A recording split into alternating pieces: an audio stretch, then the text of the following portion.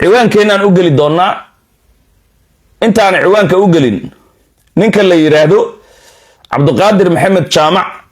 oo ah wasiirka gaashaandhigga Soomaaliya waraysi buu dhiibay idaacad af Ingiriis ku baxayso waraysi siiyay wuxuu yiri 30 miya mise 31 December haddii Ethiopia dalkeena ay ka bixi weydo waanu la dagaalamaynaa waraysigaas waxaa laga yaabaa Soomaalida inay gadaal ka arkaan ani marka laba macnaa damul jadiid laba inay isqabadsiiyaan aan rabaa Xasan Sheekh Maxamuud shalay baan doraad shirki Africa East Africa wuxuu lahaa Ethiopia hal ii geeyo Abiy Ahmed jilbahan haysta uu tuugtamay anigu ma sheegin xitaa William Ruto madaxweynaha wadanka Kenya ayaa cadeeyay Xasan Sheekh Maxamuud oo tuugtamaya oo dalbaday in la heshiisiyo Abiy Ahmed waayahay Cabdiqaadir Maxamed Nuur Jaamac hadda waraysi dhiibay wuxuu leeyahay Ethiopia haday dalkeena ka bixi weydo waan la dagaalamaynaa gadaal u noqo sanad ka hor gadaal u celi November macnii ama October bisha rabta ku sheeg Cabdiqaadir isagoo wasaaradda gaashaandhigga wasiirka ah Ethiopia isagaa heshiis la soo galay waana la shaaciyay heshiiska wuxuu u dhignaa Soomaaliya bad cir iyo dhul Ethiopia iyo Soomaaliya amniga way iska kaashanayaan heshiiskaasi adaa saxiixay jaamacow xaguu ku dhamaaday macnii shalayna adaa la soo heshiiyey in Ethiopia bad male in badda Soomaaliya iyo bariga Soomaaliya cir iyo dhul ciidamada Ethiopia ee ciidamada Soomaaliya la isku qasaayo ay iska kaashanayaan amniga badda yaa dhiibay soo adinku ma dhiibin waayahay sidee marka shacabka maanta ugu sheegaysaa iyo caalamka yani Ethiopia dalkeena waa inay ka baxdaa waa la dagaalamaynaa oo adu shalay soo lama heshiinin adu shalay dadka ma kor saarin hatta badda adiga soo uma dhiibin marka xoogaa waxaad moodaa yani qaabka ay wax ku socdaan markaad u fiirsatid yani xukuumadan in ay mooriyaan isbaaraystayaal aan aqoon lahayn inay yihiin qoliyihii damul jadiid ayaaba ka roon oo aan u naqaano waa maafiyo ma arkaysi aqoon leh waxaan u gudbayaa jajabinta magaalada Muqdisho kawaanka waa lagu dheelmaday waad aragteen dadkii saddexda habeenimo farmaajo habaaray Xasan Sheekh Maxamuud duceynay maanta farmaajo ay u duceynayaan Xasan bay habaarayaan carabkana kuma adkayn karaan waxaa la jajabinayaa Saybiano aagad Sona Kay la leeyahay jajabintaasi saddex qaybood bay u qaybsantay marka qayb waxaa lagu yiri iska baxa yaan la idinku soo gaarin cagafta iyo dhishiikaha yuusan idin soo gaarin dadka saddexa loo qaybiyay qaybna wixii saraakiil iyo saraakiil xigeen ahaa waxaa lagu yiri Kristina Hooda dhaqaaqa qaybta saddexaadna waa waaweynka akaabirta sida Ismaan Caato uu geeriyooday iyo sida Cabdi Qaybdiid iyo dhaba tiimkan iyaga jagooyin ayaa loogu ballan qaaday iyo waliba ma arkaysa macnaheedu boosas in gacanta loo gelinayo dadkii horta sidaas cadaalad darro loogu sameeyay dadkii meeshaasi deganaa hadda jajabinta ay ku socotaa waxa la yaab leh marka dadkii meesha laga soo jajabiyay Saybiano dadkii laga soo jajabiyay cidda u badan adiga waad ogtahay sarkuusta meel ay dhahaan ayay hadda waxay ka dhiganayaan Saybiano 2 ma maqlino galmudug yaray galmudug weynay hadda dadkii meelahaasi laga soo jajabiyay waxa ma arkaysa macnaheedu ay Saybiano 2 ama 2 ay ka dhiganayaan sarkuusta maxaa maslax maxay u aadi waayeen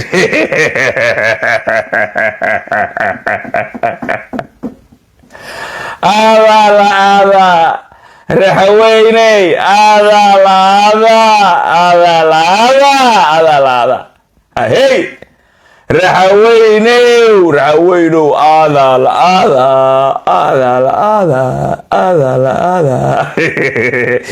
sarkuusta waa xaggee sarkuusta waa xuduudda maamulka ma arkaysa macnihii dhiiqooday ee raxaweynku u leeyi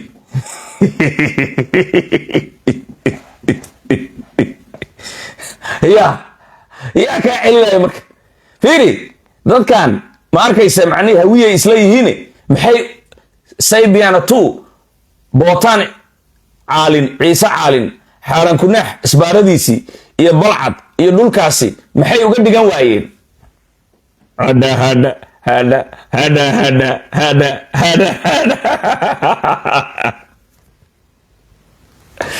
waayahay waxaan ka jawaabi doonaa raxaweynkii shalay markaan wax u sheegno qaarkood nacayn jiray iyagaa ka jawaabaya annaga u jawaabi mayno waktigaa u sheegi doona ha iyagoo ooyaaya idinka arki doona seelo weele iyagoo dhahay seelo weele that's what they would say I'm sure as my death hadda ma fahmaysaa seelo weele maahan waa laguu gabiyey waa laguu heesay waxbaa laguu sheegay siraa laguu soo dusiyey waa ku camalfali weyday waxaa la yaab leh xalayna maantana waa soo qoray siyaasiga hawiye in uu ma arkaysee noo soo dusiyo shabeellada hoose iyo masiirka raxaweyn in siyaasiyiinta hawiye ee raxaweyn ay gateen inay noo soo dusiyaan siyaasiyiinta raxaweynna ay u aamusaan kana qariyaan khatarta masiirka dadkooda iyo deegaanadooda aniga waa ka xumaa siyaasiga raxaweyn inuu ka dhuunto dadkiisii haddana siyaasiga hawiye inuu xaqiiqda dhabta ah noo soo gudbiyo uu nala wadaago weliba isagoo faa'iida ku qaba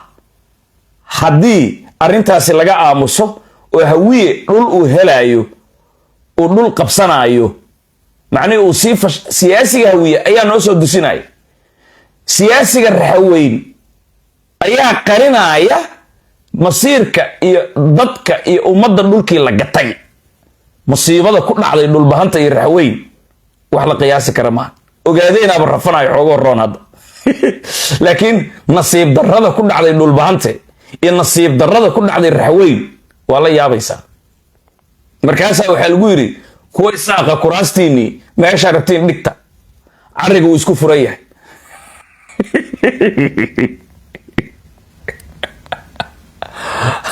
hadda fahmaysaa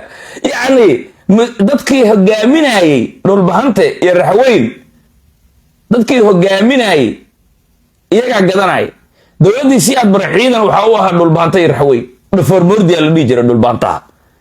raxaweynna goday iyo fiintow markii la geli waaya iyagaa isku qarxin jiray godadka amxaarada ay ku jirto sembere waxaa weeye dablo waa iyaga hadda ma fahmaysaa sembere koosi ay tiri gabadhii talyaaniga ahayd ma raba inaan hore u galo marka walaalayaal horta nasiib darraa ku dhacday maxnihii hogaanka dhulbahante dadkiisu waxbuu ka qarinaya intuu gato uu qarinaya tan la yaab kale hogaanka raxaweyn intuu gato dadkiisa uu qarinaya sooyaalka shakhsiyaad kooban marka laga reebo ustaad cusmaan iyo shaati guduud marka laga reebo iyo doctor ayuub aabihiis inta kale far baa ku godan ani baankuuma sheegahay iyo cabdullaahi begadi iyo saqaawudiin marka laga reebo nasiib darraa ku dhacday nasiib darra ma diidey nasiib darra hadday kugu dhacdo way kugu dhacday hee laakiin ilaahay laguma eedi karo rabbulcaalamiin uu ka nasahan yahay xumaan oo dhan sababta adigaa leh marka qodobkaasina waa ka gudbaynaa waxaan u gudbay doonnaa waa lagu tukaday maantay aaggan degmada afgooye la leeyahay wixii ciidamo macuusley ah isa soo urursanayay goofley wixii oo dhan buudka lala dulmaray xitaa naagihii shaaha u karinayay meelaha joogay inta la kaxeeyey duurka beeraha lagu berbereeyey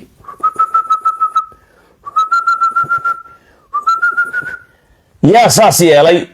culimada lugaysa ciidamada rasmiga ah xasan sheekh maxamuud baa sidaas yeelay. marka aniga waxaan rabaa dadka inaan mid u sheego,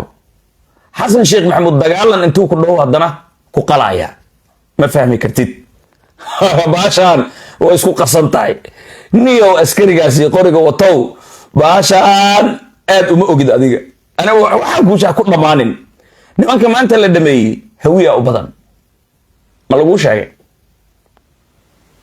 eegan afgooye maantay dadka lagu laayay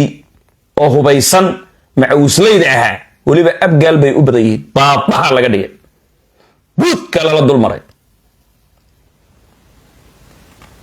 yaa yeelay shabaabaa lagu dhaha. xasan sheekh maxamuud ciidamadiisa waa haddana adigu macawisleeyow abgaalaan nahay, hawiyaan nahay, xasan hala difaaco, dhuluu noo qabanaana waa leedahay. of course yes, laakiin haddana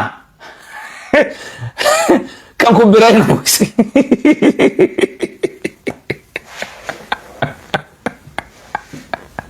wallahi kaftan maahan. fiiri maantay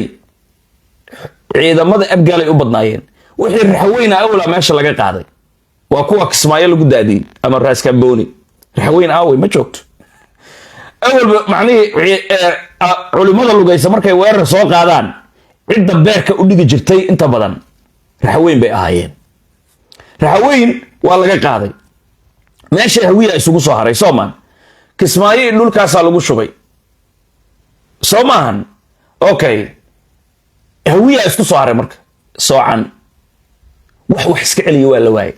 meeshaas waxaan ka aragnaa hawiya marka ciidan inuusan qabinba. finito maalin cad waaye afgooye buudka lala dulmaray. laakiin raxweyn ciidamada intay joogeen aan meesha laga qaadin, haddii dagaal u dhacana waa laisku rinji kici jiray, waad ogtihiin. kabishi sababtaasaan u leenahay. war raxweynow ma arkaysa macnihii axmed madoobe shalow yimaaday, dhulka adaa iska leh, laakiin milada xasan sheekh maxamuud oo ceeldheer ka yimaaday ha u fulinin, ha ku dhimanin. adiga kismaayo adaa iska leh, laakiin haddaa la dagaalamaysta axmed madoobe adigu miladaada kula dagaalan. laakiin xasan sheekh maxamuud orod kismaayo dagaal ka rid, ha u dhimanin. hadda ma fahmaysaa? wallaahi waa la laayay maanta hawiye ciidamadooda ebera laga dhigay. xasanaa sameeyey saas. ninaa wuxuu leeyahay maxamed nabadoon macalin 7 baa helay abgaal. ha waa kaa, waa la ii qirayaa. may sheegaan. war fiiri, iyagoo noolnool inta la kaxeeyey, naagihii shaha karinayey oo macnihii isbaarooyinka u joogay inta la soo kaxeeyey beeraha lagu qalqalay sidii digaagadda ama doorada oo kale. doorada reer waqooyi caay bay u yaqaanaan, baajada wey. kabishi ma fahamta mise ma fahmin? shabaab in lala dagaalamo xasan ma ogol yahay? hadda maantaan kuu sheegay imaaraadku wuxuu u maqan yahay deni inuusan ka adkaanin shabaabka iyo daacishka ku jira buuraha galgale ee golis. leesh deni hadduu adkaado xasan ciidan meesha uma joogo, marka shabaabku ku gambadaa. alla runayaa ku sheega, runayahayaa ku sheegaa. iidaale iyo daynuunay markii la weerarayay cabdilaahi yuusuf axmed yeey, ninka reer mahad, markuu baydhabo madaxweyne ka ahaa oo ma arkaysa dowladdana xamar loo diidanaa, maxaakiim ay haysatay, ciidanka iyo caruuraha cadhameydlayaasha cidda ku soo guraysaa xasan sheekh inuu ahaa doqonta way moogtahay. fiiri, sheekh shariif sheekh axmed iyo banaankaasi taagan ninka macnihii baxar geliyey dagaalka bilaabay oo ma arkaysa ka dulbooday maxaakiimta oo dagaalka soo dadejiyey xasan sheekh maxamuud iyo indha cadda inay yihiin doqonta way moogtahay. uma sheegi kartid maanta. sheekh shariif iyo xasan daahir ay iska leeyihiin. sheekh shariif iyo xasan daahir ay iska leeyihiin. war Ethiopia Addis Ababa ku tukanaynaa cidda ka tiri tarabuunka inuu indha cadda yahay, cidda ciyaalka waaraadyada inta macnihii ku ururiyey iidaale iyo daynuun ay ku shubay ma arkaysa macnihii xabadda bilaabay kaasi inuu xasan sheekh maxamuud yahay doqonta ma ogahe. uma sheegi kartid. mukhtaar roobow oo xudur iyo dhulkan haystaa inuu ma arkaysa macnihii baydhabo iyo bardaale iyo ma arkaysa xamar macnihii saanada xasan sheekh maxamuud uu gudbinayay doqonta u sheeg roobow oo 12 gobol madax ka ah shabaabka ilaa 12 gobol bay haysteen bal u sheeg inay isku tiim yihiin meeshaas inay kala soo bilaabeen uma sheegi kartid doqonta xasan maa la doortay ha tv waa iska damiyey roobow inuu yiri doqonta way moogtahay dadkan waa isku tiim niyow xasan sheekh maxamuud inuu macnihii isqarxinta ciyaalka uu bari jiray adi uma sheegi kartid he haddaa ku adintid war madaxtooyada mushaari baa loogu kariyaa amiirada al-shabaab soomaaliyay annagaa dhex joogna uma sheegi kartid soomaali qabyaalada ka tan badan uma sheegi kartid he cadifadaa ku haysa nacaybaa kugu jira war ciidanow shabaab lala dagaalamayo ma jire shabaabka waa ciidamada xasan sheekh maxamuud ee duurka ku jira uu ku tashanaayo uma sheegi kartid laakiin maanta haddana mar kale waa haysaan waa lagu tukadayde hawiyihii laga fujin waaye abgaalkii laga fujin waaye xasan sheekh maxamuud xasan uu roonaan doonaa dhahay fiiri hawiyow xasan uuna idin soo diraa wuxuu idiin sheegaa dhulaa idin dhicinaya at the same time macnihii marka shabaab uu idin soo weerara la idin laynayana ninka idin laynaya shabaabka adeegsanayo waa isaga ummadda ilaahayna waa ajaa'ifaynaysaan waa isdagaalaysaan macnihii ma arkayse raxaweyn buurha kaba ma soo dhaafi kartaan dhahaysaan waa isku sii diraysaan daarood waa isku sii diraysaan dir la kadaalika nasiib daraa idinku dhacday kan idin dilaaya waa isaga kan ma arkayse daaraha idinka jujubinayo farmaajo waxaa ula dagaasheen farmaajo hadduu soo noqdo arma xeryaha dowladda la idinka saaraa farmaajo hadduu idinka saari lahaa xitaa si sharaf luu idinkaga saari lahaa isla markaasna nolol buu idin ogolaa dalkana uu badbaadinaya laakiin how about today waana la idinka saari dowladda ma jirto nololna ma jirto ammaanna ma jiro madaxna waa la idinka garaacaya waa mutaysateen dulmiga cawaaqibkiisu waa sidaasi walaalayaal waxaan rabaa in ma arkayse macnihii qodobkaasi in lagu tukadayna meesha in ma arkayse aan macnihii ku joojiyo haddii ilaahay uu ka raali noqdo wax yar haddii allah uu dalay uu ka raali noqdo macnihii